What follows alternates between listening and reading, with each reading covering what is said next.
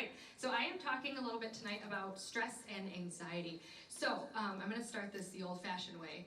Raise your hand if you've been stressed about something within the last week. Oh, look around.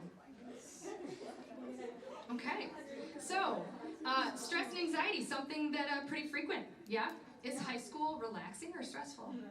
Stressful. Yeah. Okay, and don't mean to be like a huge downer here, but it doesn't necessarily get better as you get older.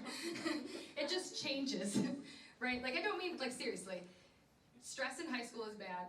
Stress as an adult is like a whole another ballgame. But I'm not going to be Debbie Downer. God is good, and He gives us a lot of really, really great tools. Like, God never leaves us empty-handed. He doesn't leave us with difficult things and is just like, good luck. No, He gives us tools and tips and tricks because He's a good God, and that's what He does. So I am here tonight to share with you some of the tips and tricks that I have learned over the past 20 years of dealing with stress and anxiety, or more. I'm not 20 for the record, I'm older than that, but I just was, anyways, whatever. Some of the tips and tricks that I've learned, because I've learned a lot, and it's something that I've really dealt with a lot in my life too, and so the Lord has often put it on my heart to share those tips and tricks with people, and so that's what I'm here to do tonight. Cool? Cool. Okay, so let's start with one thing first. There is a difference between stress and anxiety, okay?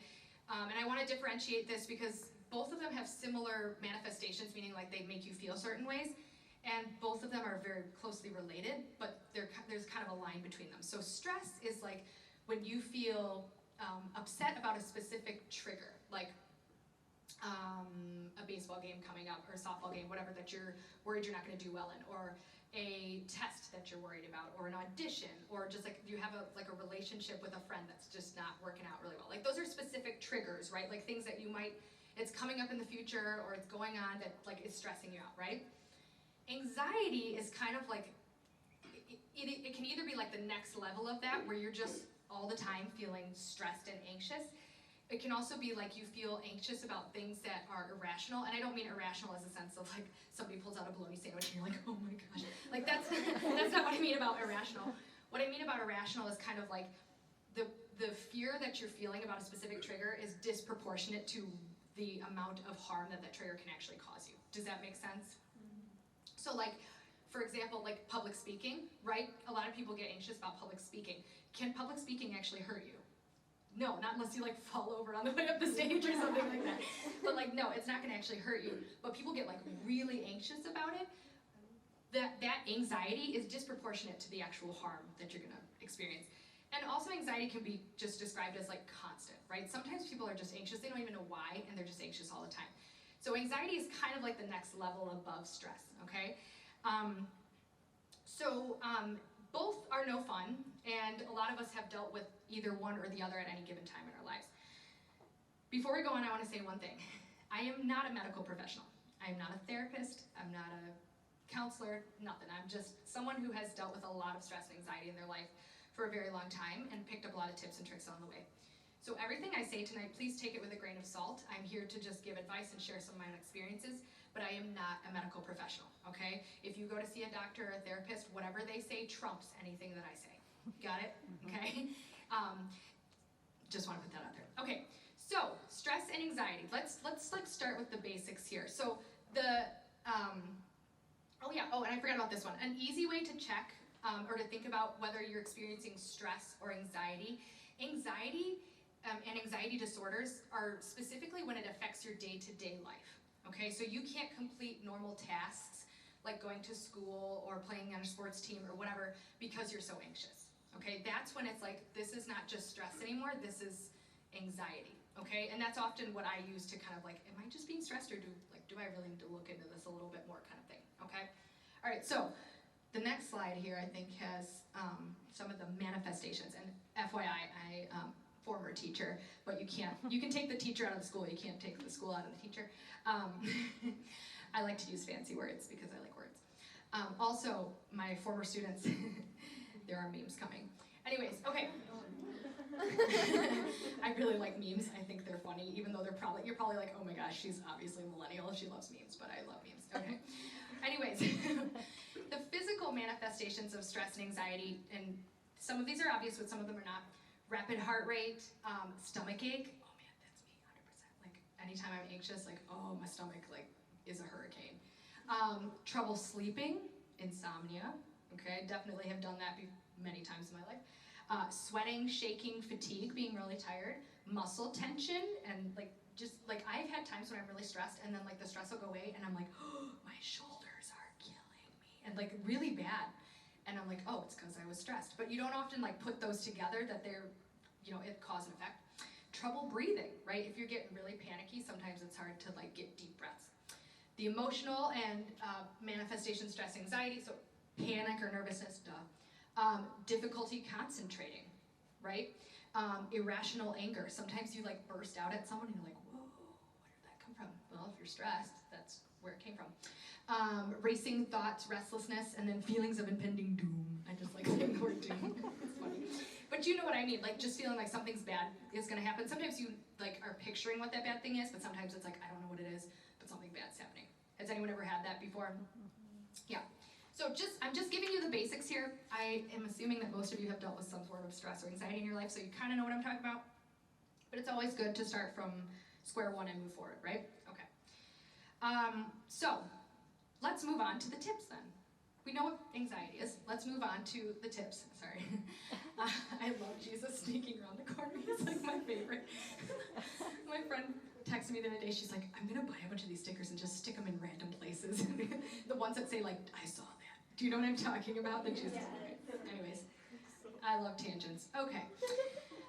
So these are some tips. And we have a sheet that I printed off for you guys, or they printed off, but I typed up with all of these written down. So feel free to take notes, but if you want to just like take the sheet too, because sometimes when you're kind of caught up in an anxious moment, you're not thinking clearly. Like sometimes it helps to be like, wait, I can't think of what I need to do to get better, but I can think to go look at that sheet that I heard at that one talk, and like maybe that'll help. You know what I mean? Like step one, what's they say in Frozen? Do the next bright thing or whatever. Anyway, sorry.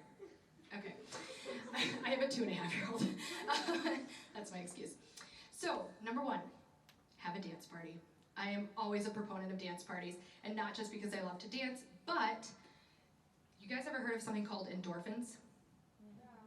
Can someone tell me what endorphins are? I mean, I know what they are, but can someone tell everyone else what endorphins are? Be a brave soul, you can do it. Okay, fine. And I'm sorry, I'm smacking my gum also. I just realized I was doing that. So endorphins are a hormone that your body releases that make you feel happy. Okay? And they can be released in a lot of different ways. They can be released in little things like having a good conversation with someone or listening to a good piece of music, but a really good way that can be released is exercise, physical activity. Okay? So having a dance party, first of all, it's just fun. Music, a lot of times, I don't know about you, I love music. Music can break me out of a bad mood like that, right? Okay? So good music doesn't have to be like Christian, although bonus definitely helps. Whatever goofy song makes you want to dance, okay? Put it on. Dance, look like a fool, okay? And then laugh at yourself looking like a fool, because laughter will help a lot. Seriously, releases endorphins.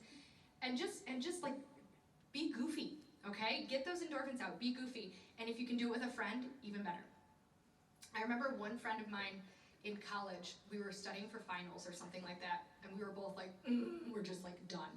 And so we turned on, do you guys know the song, what is it, TikTok by Kesha or whatever? You know what I'm talking about? That song was cool back then, which also tells you how old I am. And we turned the song on and we both just started like dancing, and we actually made up a dance. Like we made up dance moves to this song.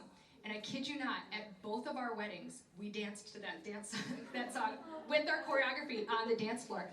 But it was like a moment where we were just like, we're just too stressed and we need to do something, and it made us feel so much better. And we created a lasting memory too. Like, so good benefits, right? Okay, so have a dance party. Clean something. It doesn't even have to be anything in particular. It could be like the drawer next to your bed that is just cluttered with a bunch of junk. Take it all out, organize it, put it back in.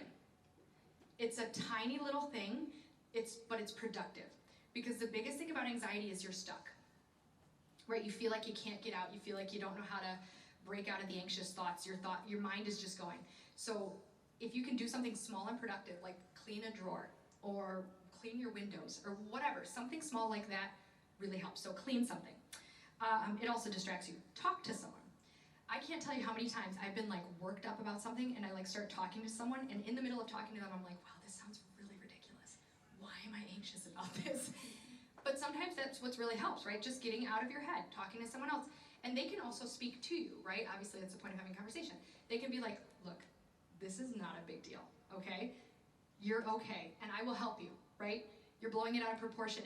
And obviously, they're not going to be unkind about it, but they can help you kind of see the reality of the situation, because remember, anxiety and stress is like a disproportionate fear, right? It means that whatever you're worked up about is probably not as bad as you're making it out to be. Right? Sometimes it is, but sometimes it's not. And your friend will be able to be like, okay, I either need to just be with her right now, or I need to help her kind of figure out what it is that's really bothering her. So talk to someone. And they can also pray with you. Breathing exercises. Okay, so oxygen to the brain helps you feel more calm, helps you think more clearly. I am going to show you a couple breathing exercises. They look a little goofy, but they work, okay? So I'm going to put the mic down just to demonstrate this. I'm going to project. Hopefully the camera can kind of pick me up. But so this one, it looks really silly, but it's really effective. You put your hand, you guys can try it with me. You put your hand, middle finger on your forehead, and your thumb and your pinky finger. Okay, so what you're going to do, so just listen first before you try it. You put one thumb or one finger over one nostril, and you breathe in through the open one. Then you hold it. Switch fingers, so your pinky's covering the other one and you're opening this one, and then breathe out. Now do the same thing. Breathe in through this one. Switch. Breathe out. Okay. Now, yes, looks a little goofy. Like I probably wouldn't recommend it doing it in a public place. However, there is a point to this. Why are you picking your nose in that weird way? I'm not. I'm trying to calm down. But it's the cool thing about this is, so first of all, it gets you to breathe, okay? It gets you to breathe more slowly, because a lot of times that rapid breathing that we were talking about is a symptom of that stress. What it does is it gets you to focus on something small, okay? Because it does actually take a little bit of brain power to think like, okay, breathe in through one, hold it, switch, breathe out through the other, right? Like it actually takes a little bit of brain power to do that. And that sometimes that switch into like focusing on something small is enough to snap you out of the cycle of anxious thinking. It might not get you completely calm, but it can get you to a point where you can think more logically. Does that make sense?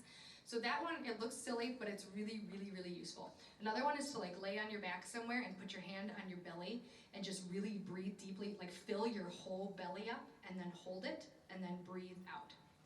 Okay? Because those deep breaths, that's what's gonna help get that oxygen to the brain and calm you down. Okay? So, and if you're in a public place and you're like, I can't do the nose thing and I can't lay down, just breathe. Seriously, focus on your breath. Sometimes adding numbers helps, so it's like I've done it before where I'll be like, okay, I'm gonna breathe in for 10. Sometimes it's hard to hold it for 10, but like, breathe in for 10, hold it for 10, breathe out for 10, and now I'm gonna do 9. Breathe in for 9, hold it for 9, breathe out for 9. Does that kind of make sense? Like, because now I'm focusing on counting as well as the breath, and it just breaks you out of that moment of tightness. Does that make sense? All right, breathing exercises. Crafts and hobbies, okay? I really like working in my garden. That's like an excellent spot for me to just go and like kind of break out of my mind for a little bit. I love doing ballet. Like as Emily mentioned, I love ballet. So like sometimes just doing a little bit of ballet or stretching or something like that. Going for a walk. Being in nature is incredibly relaxing. Like just go take a long walk somewhere pretty. It helps a lot. Even doing like a little, like making a friendship bracelet, or getting out one of those coloring pages and like coloring in a picture. Like little things like that, they're relaxing, they're enjoyable, they're also productive. That's the other cool thing too, is like you're done with whatever you're doing and you're like, oh, I completed something, I accomplished something. It kind of helps you like feel like, okay, I'm not just sitting here and wallowing. Do something productive. I already kind of mentioned this, like cleaning something, but like if you have a list of things you need to do, even if you're stressed about like number 1 on that list, even doing number 10, if you can't bring yourself to face number 1 right now, will help, right? It's checking something off of the list, you've done something productive, it's like the step in the right direction. Do you know what I'm saying? Which, by the way, if you are procrastinating doing something, and that is what is stressing you out, this may seem obvious, but do the darn thing. Seriously. And I am queen of procrastination, for real. I get it. But seriously, if that's what's stressing you out, you just kind of have to suck it up and do it. Because you're not going to feel better until you do it. procrastinate. That does not help with anxiety. Okay.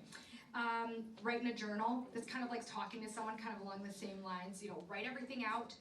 The nice thing about writing in a journal is that you can actually like go back and look at it later and kind of see like, oh, that's what I was anxious about. Like, how did I break out of this? Or like, if you start getting anxious about the same thing again, you can go look back, and it kind of like breaks you out of like the thought pattern a little bit to kind of read your past experience. And then here's a really good one. Plan something fun to look forward to. So if you're feeling anxious and you're just like, I don't know what to do, text one of your friends and be like, this weekend, let's go to the zoo. I don't know, whatever sounds fun to you, right? Having some future joy to kind of focus on is really helpful to get you out of the present moment of stress, right?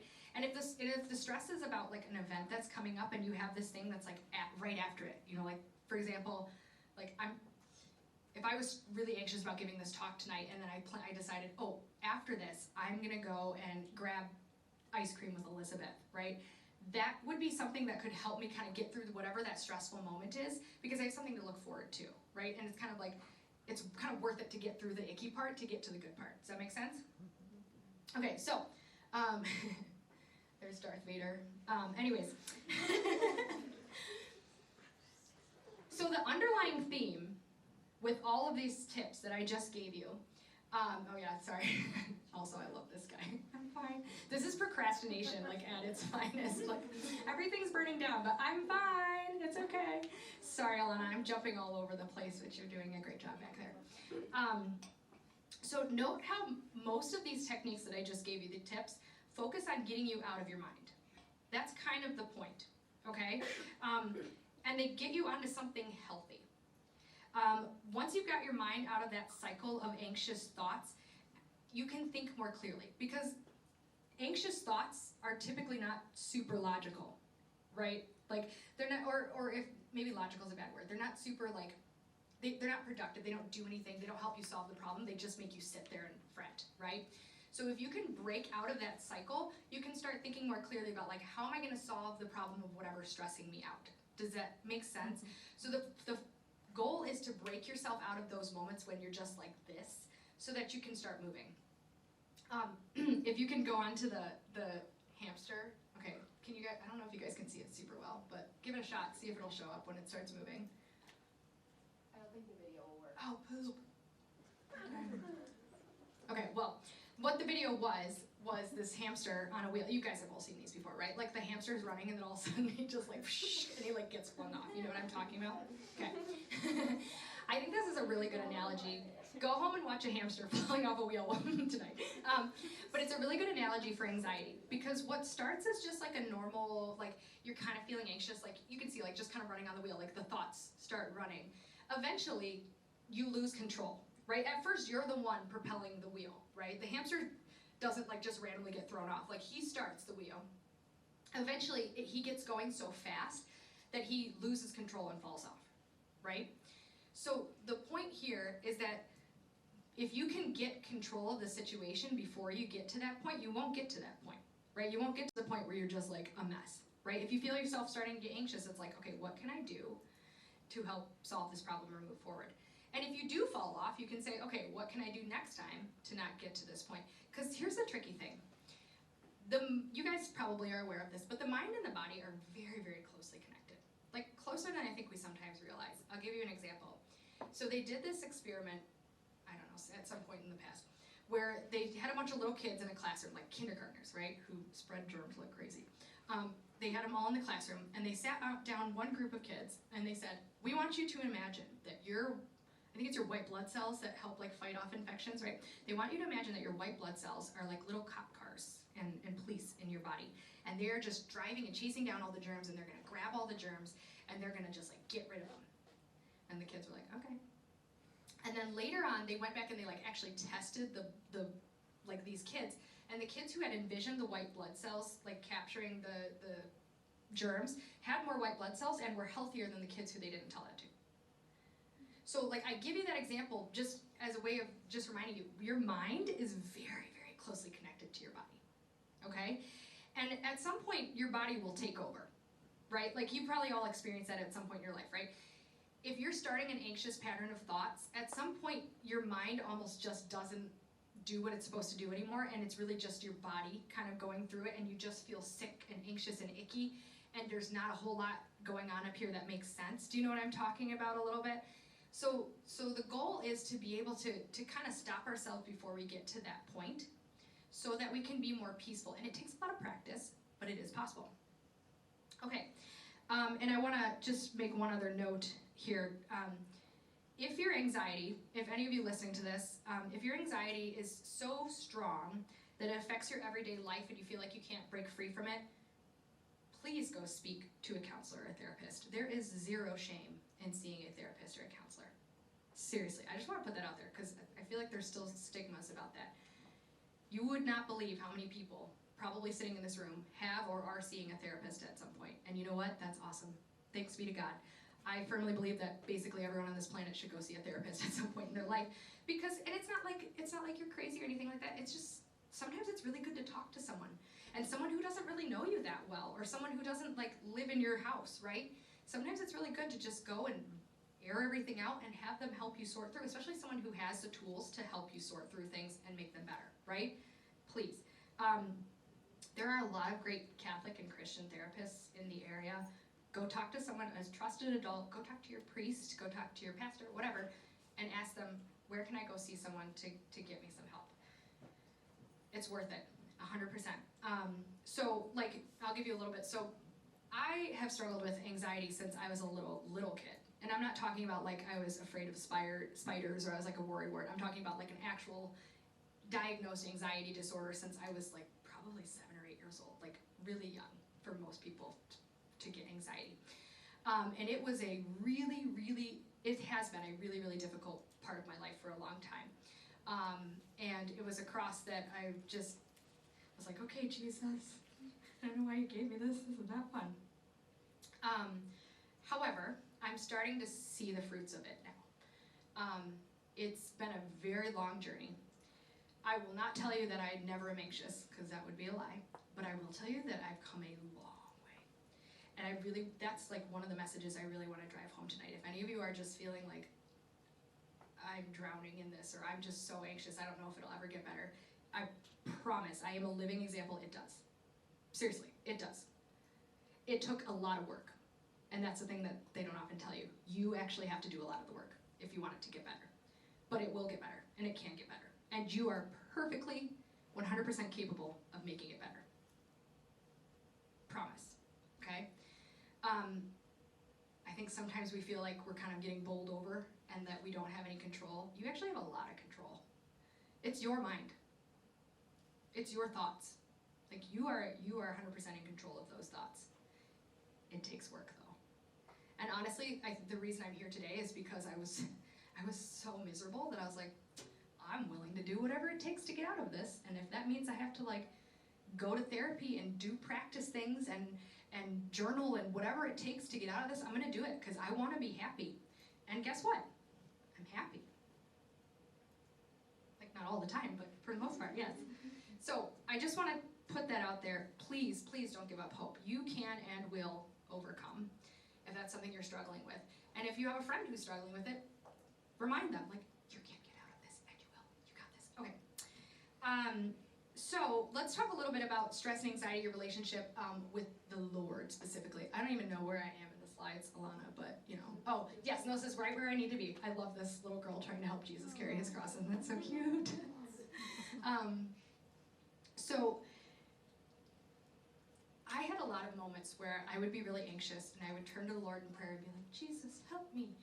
Sometimes it did help, right? Sometimes I actually felt better immediately, but most of the time I felt exactly the same as soon as I was done praying, and I was like, okay, thanks, Jesus. Thanks for nothing. I want to feel better. And it took me a long time to figure this out. He was helping me, and standing here now talking to you tonight, like, I can see how he helped me, and I can see why those things happened, right? I can see why he didn't necessarily, like, snap his fingers and all of a sudden I felt very calm and peaceful, right? So I can see, I understand how sometimes having stress or anxiety and asking the Lord for help and then not really, you know, like, feeling all better can make you kind of frustrated. Like, it's fair. However, I honestly felt that stress and anxiety are an opportunity for you. Jesus is kind of like extending a little bit of an opportunity to you to trust him. And I don't just mean that in like the vague way, like, oh, just trust Jesus, everything will be okay, because sometimes it's like, that doesn't really help. I mean it in the way of like, there are actual things you can do, which I'm going to tell you about in just a minute. That you that you can kind of grow in these moments of difficulty and stress and anxiety. I just want to make sure I'm saying all the things I want to say to you, so give me like 0.2 seconds here. Okay. So, some spiritual things you can do, and actually these have some great benefits spiritually too. So, write a letter to Jesus in your journal. Okay, speak to him directly. I have like 4 or 5 prayer journals that are full of letters to Jesus from me being anxious. Actually, you want to know a cool story of Jesus, like hearing my prayer while I was actually praying to him? I was flipping out about something, and I don't remember what it was right now, but I was really upset, like really anxious. And I went to adoration, and I was sitting there praying, and I was at Christ the King. And so, you know how there's like the church on the other side? Somebody was playing piano while I was in adoration, and they were playing these songs, and I was like, oh, that's really nice. And then I just like, out of the blue, I was just like, you know what, Jesus, if you play, and don't ever test God, but sometimes you just, you know what I mean? Sometimes you just kind of say things and you like don't expect anything to come of it, but then the Lord's like, this was one of those times. I was like, Jesus, can you just, like, if I hear the song God of Angel Armies, that was like one of my songs at the time. I was like, if I hear that song, like, wouldn't it be so cool if this guy just started playing God of Angel Armies right now? Like, I guess I didn't even ask him for anything. I think I just kind of said, like, that would be so cool, and I would just really feel heard by the Lord. And guess what started playing? God of Angel Armies. I, like, sobbed. I was a wreck. Everyone was probably like, is she okay? But I was like, oh my gosh, he hurt me. So one of the moments that he does hear you, just a side note, I just thought of that. Anyways, but adoration, silent prayer time, really, really helpful, right? I know sometimes it feels like, why would I want to be silent when I'm super anxious? Like, I'm just going to lose my mind with all the thoughts running around in my head. But sometimes the silence is actually what you need. Sometimes you need to just sit there and kind of let things filter through and kind of like address them one by one before you can actually be peaceful. Does that kind of make sense? Like, just let things come in your mind and be like, okay. And then you can kind of move on. Singing is praying twice. But also Holy Spirit, also endorphins, right? The whole thing with music again, right? Sing some praise and worship. Like, one of my favorite places to do that is the car. Like, if I'm driving, I just like blare something and I just sing. Sometimes I cry, like, and I'm not a crier. That is like the only place I will cry is in my car. But like being alone and just having that music is really, really soothing to me. So singing. Gratitude. So one way to kind of like tell the Lord, like, I trust you in this situation that I really don't like, is to say, like, I am thankful. You can say you're thankful for that situation because you're hopeful that you will learn from it. You could also just say, I'm thankful for all the other wonderful things in my life, right? Gratitude is a really great way to break yourself out of anxiety. Just reminding, it's like grounding yourself, right? Reminding yourself, here and now, I am still grateful. Reading the Bible, right? There's, you've heard this 1,000 times, I'm sure, but like, there are 365 different times that Jesus says, do not be afraid in the Bible, right? Or not Jesus, but the Bible says, do not be afraid, right? There's a reason for that, okay? God doesn't want us to be stressed out. So find verses, and actually, not to spoil it, when we go to small group in a minute, one of the questions that we're going to talk about is, what are some verses that you have often found comforting when you're feeling anxious? And the point is to share them with the group so we can all go home tonight with a couple of verses that are comforting for when we're feeling anxious. And then you can actually ask the Lord, like, what do you want from this? How can I grow from this? What are you trying to teach me? And then just sit and listen. And you might be surprised at what you find. When I asked him about my anxiety, you know what he told me? So you can share what you've learned with others, which is why I'm here tonight. Seriously, that's what he told me.